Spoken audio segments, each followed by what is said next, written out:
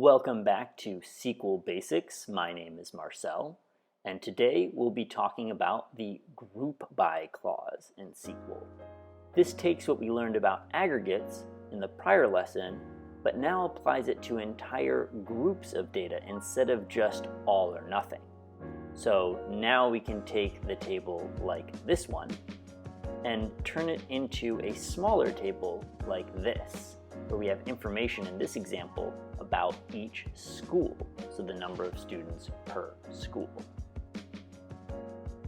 So how do we write this query? Well, we start as always with our select. We select, and in this case we want school and that count star that we learned about before, because we want to know the number of students, which is the number of rows, per school. The next part, as usual, our from clause, where we select from students. And now with the group by, this is where we can indicate that we're not getting the aggregate for everything, but just by school. Remember those rule changes that we talked about? We can now select school because we're also grouping by it.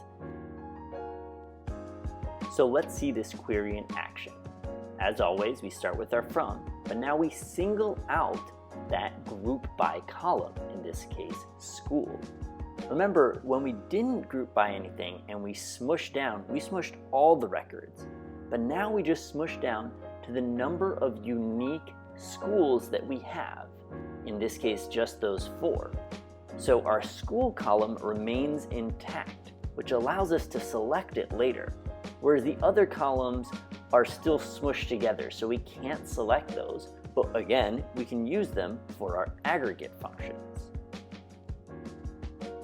In this case, our count star, which now takes us to that select, where we can select any of these colored columns, in this case, school and count star.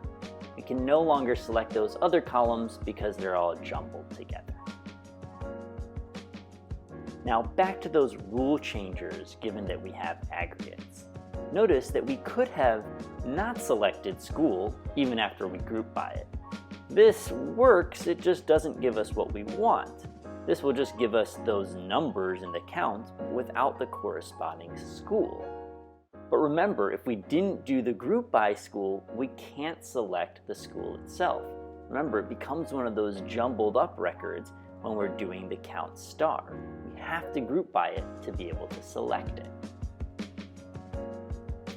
This is why the group by and the select of the non-aggregates almost always go hand in hand.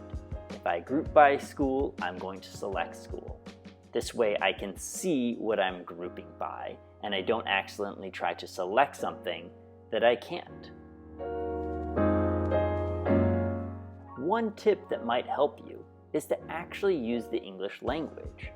Group by makes a lot more sense when you think about it in terms of an English question.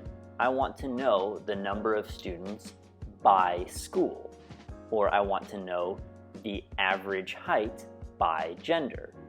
That really clues you in as to what is the column that you need to group by and what is that going to do. Please feel free to go back and rewatch this video. Understandably, some of those rule changes can be a bit hard to follow, so just go back and make sure that you fully understand it. Once you're ready, click the link in the description to check out the free online tool we have where you can practice the skills that you're learning. Join me next time where we go over the having clause, where much like the where clause, we can filter out rows, but now entire groups, not just the original records. See you next time.